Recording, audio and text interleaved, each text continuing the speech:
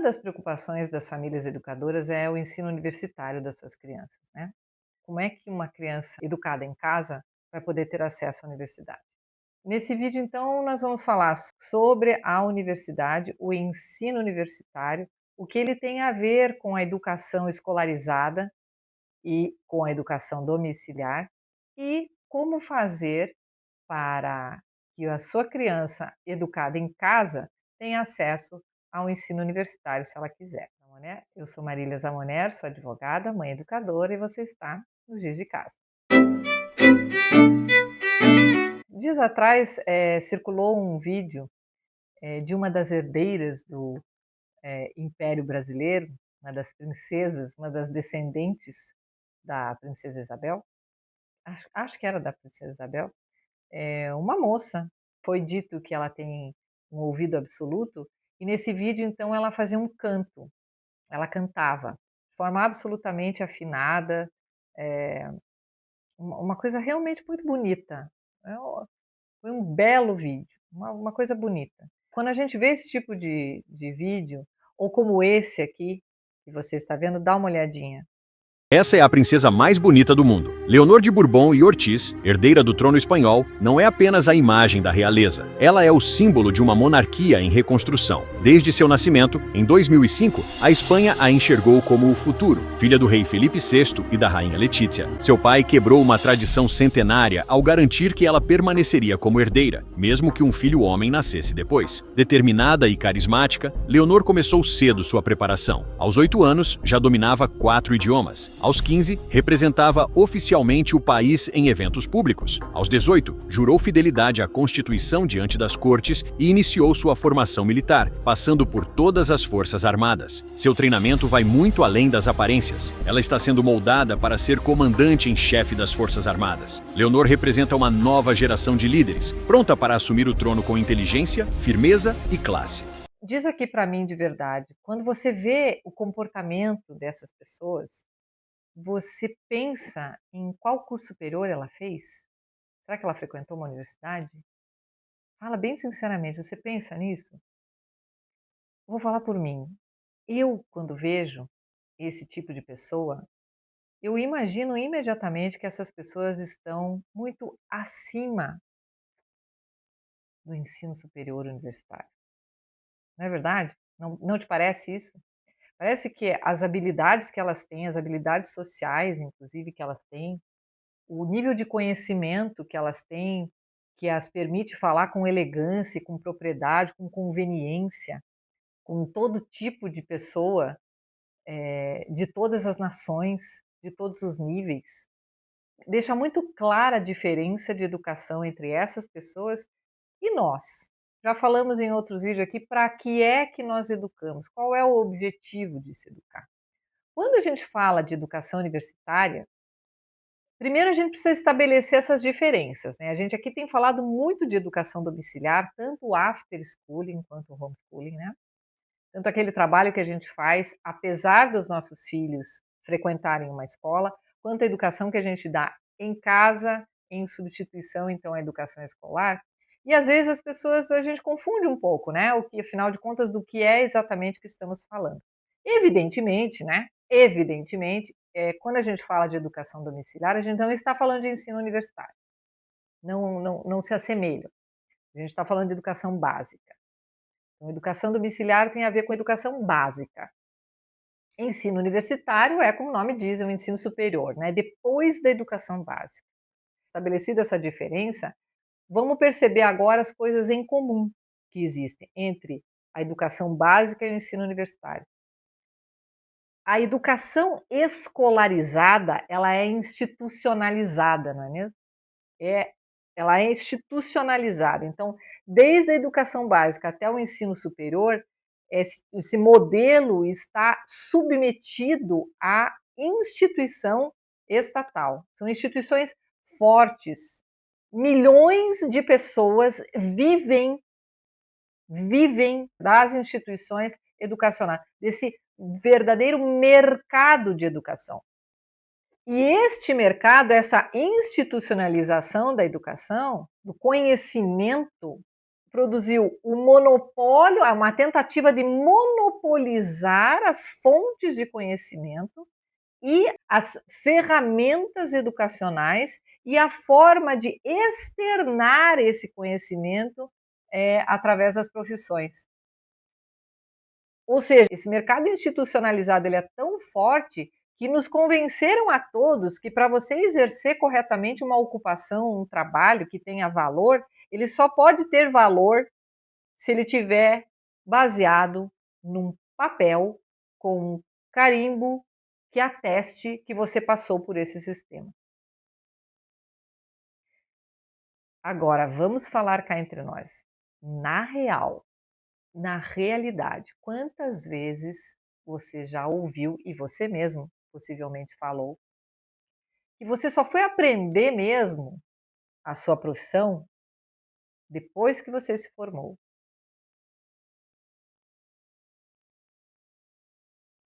Ou seja, o conhecimento que você adquire praticando a profissão, você não adquire nos anos todos de sistema universitário. Aí você vai dizer: "Ah, Marília, mas uma coisa é a prática, outra coisa é a teoria". Então vamos lembrar uma coisa bem importante: não existiu nunca nenhuma profissão que tivesse se iniciado através do sistema escolarizado universitário, que ao final, né, do processo te dá um papel dizendo que agora você tem condições de exercer aquela ocupação. Nenhuma profissão surgiu assim, da medicina à informática. Nenhuma profissão surgiu assim. Todas as profissões surgiram pelo impulso da curiosidade humana e da cooperação humana para entender o mundo e criar soluções para os problemas que vinham acontecendo, que surgiram. Assim todas as profissões surgiram. Todas as profissões. Você vai falar de medicina, por exemplo? Medicina surgiu exatamente assim. Pessoas quaisquer começaram a observar comportamentos, situações e práticas, e criaram práticas a fim de melhorar as condições de saúde das pessoas. Assim, por exemplo, agiam as parteiras.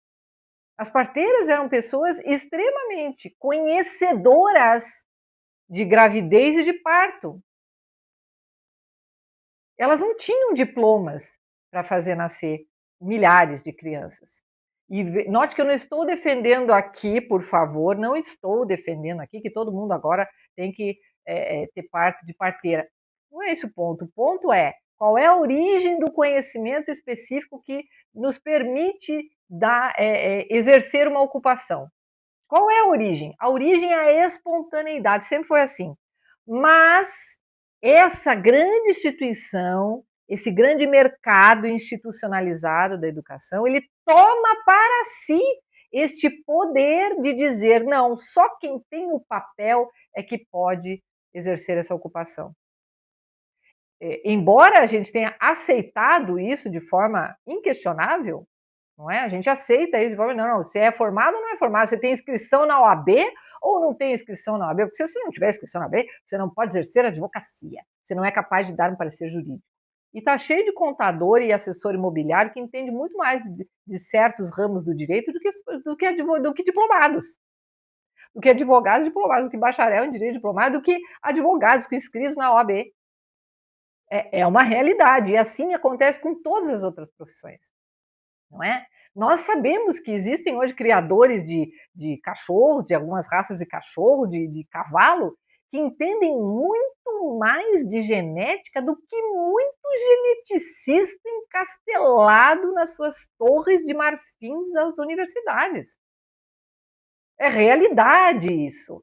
Existe hoje um movimento espetacular da ciência cidadã, que é justamente essa democratização da produção do conhecimento por pessoas comuns, por cidadãos comuns, e não apenas aqueles que têm os papéis que ostentam o seu pseudo conhecimento.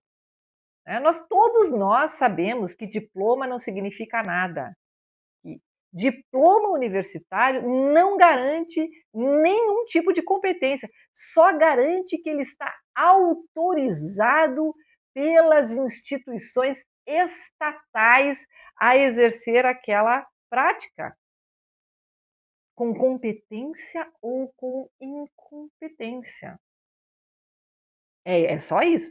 Veja que nos Estados Unidos, a segunda maior causa de morte é erro médico cometido por diplomados. Todos que cometem erro médico são diplomados, certo? Então, o diploma não garante nada. Temos também o exemplo do Uber. Quando o Uber surgiu, veio o pessoal, a corporação dos taxistas, por exemplo, alegar que o Uber era perigosíssimo, porque afinal de contas ele não tinha um papel do Estado atestando a sua capacidade técnica e segurança de conduzir pessoas, não é? E por que aconteceu isso? Porque o sistema do Uber se mostrou muito mais eficiente e as pessoas davam muito mais valor a ponto de precificar esse serviço muito mais do que o serviço de táxi, demorado, burocrático, muitas vezes ruim. Então, de novo, o papel carimbado pelo Estado não garante eficiência, não garante responsabilidade, não garante conhecimento. Nós vamos lembrar que nós estamos formando médicos, professores, advogados, dentistas, todos os tipos de profissão nessas universidades. Dá uma olhada aqui.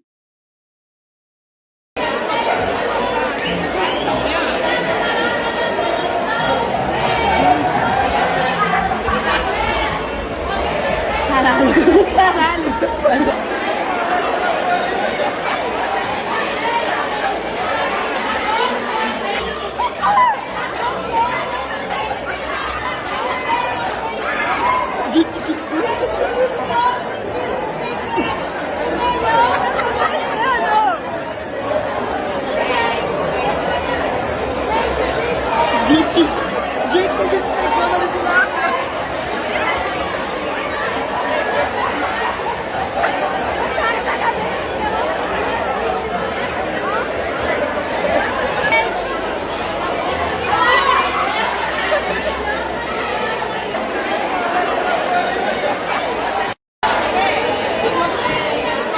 São essas universidades aqui que fazem isso que estão formando os profissionais. É isso aqui que essas universidades estão formando.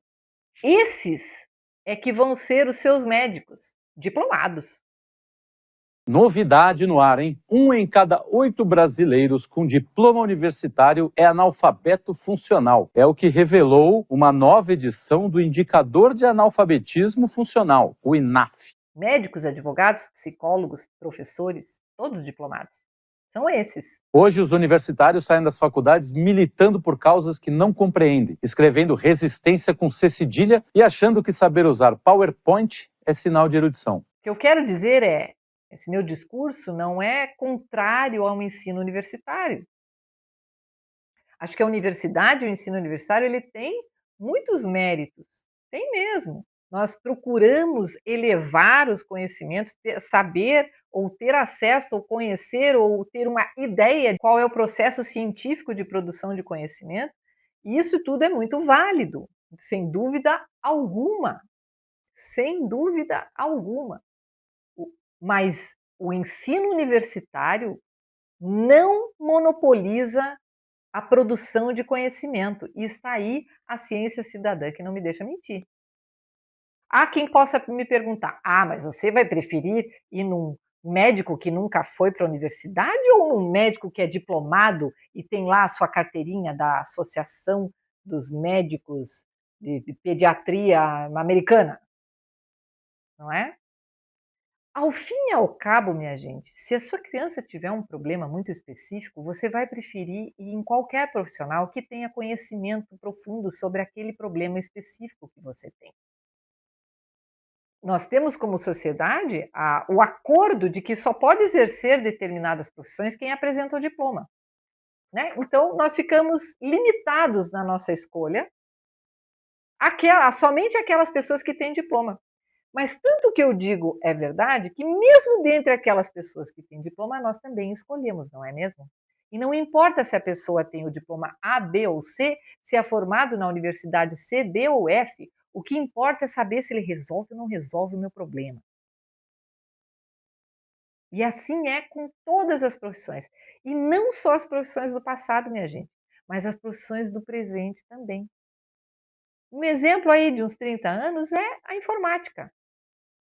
Onde surgiu a ciência da computação ou a informática? Ela surgiu no ambiente dos engenheiros e depois foi incorporada, foi apropriada pelos burocratas institucionais para transformar esse conhecimento que surgiu lá no ambiente dos engenheiros em diploma. Em diploma e virou de novo um produto educacional a ser colocado no mercado. O exemplo também dos jornalistas. Imaginem vocês o que seria de nós se somente jornalistas com diploma universitário pudessem nos transmitir notícias, transmitir informações. Nós estaríamos à mercê desta mídia tradicional aí que temos. Não é que está morta de medo da concorrência das redes sociais, que estão, na verdade, transmitindo, através dos cidadãos, estão transmitindo informação com muito mais isenção e imparcialidade do que os jornalistas profissionais. A gente deveria viver num mundo em que a gente pudesse escolher quem contratar. E não que o Estado nos tratasse como idiotas, como imbecis, a pretexto de nos proteger de charlatães, não é? Ele abrisse um mercado inteiro de produtos educacionais no qual ele desse o atestado de dizer, não, aqui você está seguro. E não estamos seguros, nós sabemos disso. Está cheio de diplomado aí totalmente incompetente. Aliás, o que mais tem é diplomado incompetente que faz serviços ruins e pelos quais a gente paga. Não é? E é extirpado do mercado muito lentamente. Então, se não tivesse isso, talvez ele fosse extirpado do mercado mais rapidamente. Então, a exigência de um diploma universitário para exercer uma ocupação, uma profissão, não passa de uma doutrinação institucionalizada ao qual fomos submetidos com a ideia de que só diplomados é quem tem os conhecimentos necessários para nos atender. E nós sabemos que isso simplesmente não é verdade. A Google, a Apple e outras grandes empresas não estão nem aí para o diploma. Eles não contratam por meio de diplomas. Diploma é um papel. O que eles querem é saber se o sujeito sabe mesmo. Venha ele de onde vier, seja ele quem for, com que formação tiver. O que interessa é o conhecimento real que essa pessoa tem e as competências que ela tem para desenvolver conhecimento. Então, é muito mais importante hoje que a pessoa aprenda a aprender, saiba como aprender, do que ter um diploma que ateste que, em tese, ela tem aqueles conhecimentos. Muitas vezes a gente sabe que não tem, por conta dessa formação aí que a gente já conhece. Veja, tem médico hoje que não sabe identificar uma perna quebrada numa radiografia, que não sabe identificar a gravidez, que uma parteira identificava na primeira olhada. E todos eles diplomados. Diploma não significa conhecimento. Se você quer que o seu filho, que está sendo educado em casa, adquira conhecimento, habilidade de aprender, ou seja, que ele aprenda a aprender, não é necessariamente na universidade que ele vai adquirir esse tipo de habilidade e esse tipo de conhecimento. Além disso, talvez valha a pena você levar em conta que as profissões do futuro sequer existem hoje e, portanto, elas ainda não entraram na maquininha universitária. Elas ainda não têm um carimbo de diploma. Não tem um papel carimbado dizendo agora você pode exercer essa profissão. A gente vê inúmeros empresários, por exemplo, atuando no digital, no marketing digital, que não têm formação alguma e são pessoas de altíssimo sucesso porque têm autoconhecimento naquilo que fazem. E esse conhecimento não veio das cadeiras universitárias. Então, existem muitas formas de adquirirmos conhecimento, e um conhecimento que permite a sobrevivência e a prosperidade das nossas crianças, que não está dentro da universidade. Ao contrário, cada vez mais as empresas e o mercado têm percebido que os diplomas significam cada vez menos. Então, cada vez os diplomas têm menos importância. Nós estamos caminhando para isso. Os acontecimentos dos últimos 5 anos, a partir de 2020, nos revelaram claramente que diplomas não significam segurança, garantia de conhecimento e eficiência. Não solucionam por si só os problemas da sociedade e das pessoas. Eu sei que isso é um pouco difícil, é quase um tabu, porque nós aprendemos que a educação serve para o trabalho, né? Então a gente aprendeu isso, e está isso na LDB, inclusive, na Lei de Diretrizes e Bases da Educação, que a educação serve para a gente obedecer às autoridades e entrarmos no mercado de trabalho. Então, muitas vezes a gente pensa, puxa, mas o meu filho tem que ir para a escola para ele poder ter chances melhores de entrar numa boa universidade. E ele tem que ter chances melhores de entrar numa boa universidade para ele conseguir fazer um bom curso superior que lhe dê uma boa profissão, para que ele ganhe muito bem e que ele possa consumir bastante na vida adulta, que nem nós. Então, todos esses significados do porquê você educa, para que é um ensino universitário, o que é um ensino universitário hoje, o que é que ele está formando de verdade, qual é o resultado final que ele tem e qual é o benefício final que ele tem, é preciso você levar em conta quando você pensa na necessidade da sua criança educada em casa em se submeter ao sistema universitário. Talvez valha a pena você levar em conta também a enormidade de profissões que nem existem hoje e que vão surgir no futuro, que não dependem, que já estão acontecendo hoje e que não têm a chancela de um ensino superior, de um ensino universitário, não tem o carimbinho lá do MEC. E que essas pessoas, elas têm uma cabeça universitária. A gente tem que lembrar que as redes sociais, essa grande comunidade que deu voz a muitas pessoas, elas têm o poder de dar conhecimentos específicos, de nos trazer conhecimentos específicos que nenhuma universidade traria. Hoje, através da internet, a gente tem condição de ter uma aula com experts do mundo sobre aquilo que a gente quer conhecer. Muitas vezes a um custo muito baixo, que universidade nenhuma vai dar, que curso superior, curso universitário nas inúmeras faculdades de esquina jamais darão para nós. Então, o conhecimento em nível superior ao universitário está disponível também fora da universidade. Cultura geral, conhecimento profundo da língua, capacidade de se expressar, de processar as informações, os dados e o conhecimento, capacidade de produzir conhecimento no mundo dos fatos, não é monopólio de universidade. Ao contrário, o ensino universitário está, tal qual o ensino escolar, caindo cada vez mais, sendo dirigido para objetivos que nós não queremos. Então, a sua criança que está sendo educada em casa, homeschooling ou after schooling, ela pode ter acesso a um conhecimento muito mais profundo e superior, elevado, no sentido elevado, do que o ensino universitário que visa a obtenção de um diploma.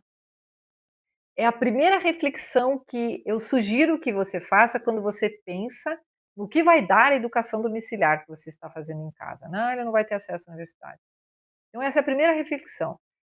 Perceba que o ensino universitário não é para todos, nunca foi para todos, e mesmo que sua criança tenha aptidão para o ensino mais elevado, ou seja, além do ensino básico, esses conhecimentos não estão monopolizados nas universidades. Eles estão espalhados pelo mundo e a internet é o maior dos canais para adquirir qualquer tipo de conhecimento profundo, inclusive.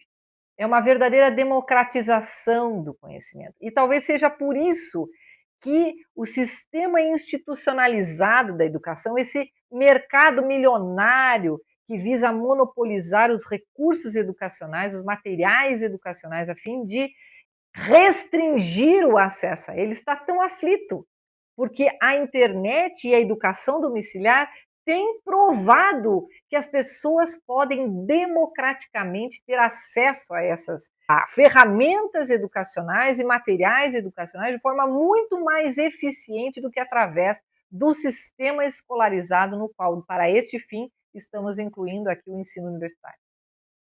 Então pense, reflita um pouco sobre isso, qual é realmente o propósito de fazer com que a sua criança entre no sistema universitário. Dito isso, imagine agora que não, a minha criança quer exercer uma profissão regulamentada. E hoje, no mundo que a gente vive hoje, as profissões regulamentadas precisam de um diploma universitário. Ponto final. Verdade? Verdade, perfeito. A minha profissão é uma delas, não é? Além de nós termos que ter um diploma de bacharel em direito, a gente ainda tem que passar no exame da OAB para que nos dê então outro papelzinho, né, uma carteirinha que diga agora você pode postular em juízo, agora você pode prestar consultoria jurídica e tudo mais. Então existem profissões sim, as tais das profissões regulamentadas, né, cada vez mais profissões regulamentadas surgem, que exigem para o exercício hoje, né, em 2025, exige um diploma universitário. Pois bem, e o meu filho, a minha criança está sendo educada em casa, como é que eu faço? Né? Bom, primeiro a gente precisa entender que existem universidades no Brasil e universidades no exterior, e as regras são diferentes. Crianças educadas em casa, via de regra, geralmente, normalmente, apresentam um desempenho de conhecimento um pouquinho mais elevado do que crianças escolarizadas. Esses estudos estão disponíveis aí na internet, você pode procurar. Conheço mais os estudos americanos. A gente tem mais dificuldade de fazer levantamento de dados de educação domiciliar no Brasil por conta da insegurança jurídica que tem. E, portanto, as famílias educadoras, elas são muito mais discretas do que, por exemplo, nos Estados Unidos, em que há uma liberdade clara muito maior em relação à educação domiciliar.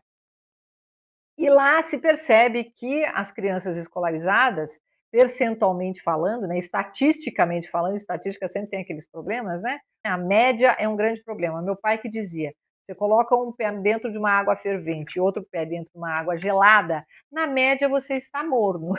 Então, estatística tem esse problema, né? A média é um problema. Mas o número médio é algo que tem que ser interpretado, tem que ser mais investigado. De qualquer forma, em média, né, verifica-se nos Estados Unidos que os alunos homeschoolers eles têm mais habilidades sociais e de conhecimento que alunos escolarizados. Isso, regra geral.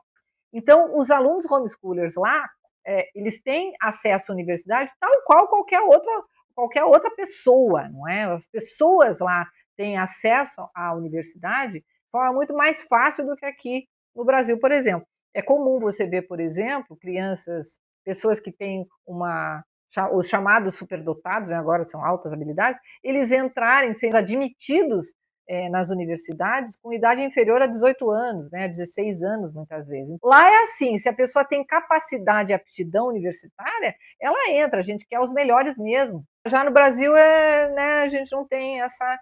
O ensino universitário se tornou um mercado mesmo, né, com esses incentivos governamentais, então você tem faculdade de tudo quanto é esquina, então você tem regras para entrar na universidade. Mas mesmo assim, se você quiser entrar numa universidade no Brasil, não é uma coisa muito difícil. E a sua criança está sendo educada em casa, ela, vamos dizer, fez toda a parte de educação básica em casa, ela faz um exame chamado ENSEJA, que é um exame para crianças e jovens e adultos, se não me engano, tem que esperar os 18 anos para fazer esse ENSEJA, e passando nesse exame ela recebe o diploma de conclusão de ensino médio. E com esse diploma ela pode prestar aí todos os exames, Enem, vestibular, etc., para ingressar na universidade. Existem inúmeras crianças, jovens que foram educados totalmente em casa, 100% em casa, e que estão cursando universidade, que estão cursando, se formaram nas universidades. Então, as crianças educadas em casa não têm nenhum tipo de barreira para o acesso à universidade. E o ENSEJA, veja, ele é um exame que existe hoje, mas no passado já existiram outros. Antes tinha telecurso segundo grau, tinha o EJA, não é? Que era a educação de jovens e adultos. Então, por conta, inclusive, das diretrizes internacionais, o Estado, desde os anos 70, dos anos 80, se eu não me engano, ele tem os mecanismos de colocar no sistema pessoas que não entraram no sistema escolarizado.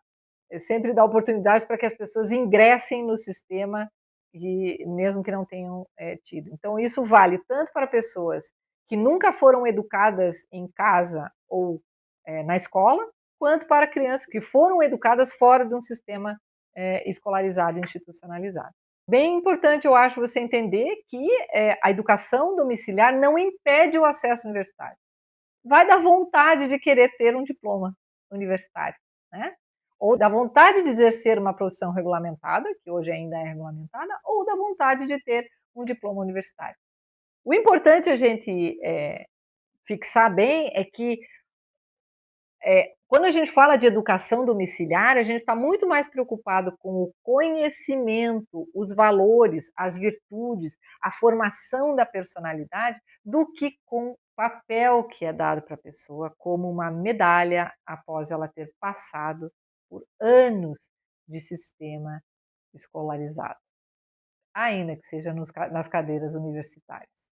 Escreva aqui nos comentários o que é que você pensa quando você vê essas imagens dessas princesas e desses príncipes. Você pensa no diploma universitário que eles têm ou se eles frequentaram uma escola ou uma universidade. Compartilhe esse vídeo para quem você acha que possa ajudar a levar essa informação. Deixe seu like e se inscreva no canal para você ficar atento aos próximos vídeos. Obrigada por assistir e até o próximo vídeo.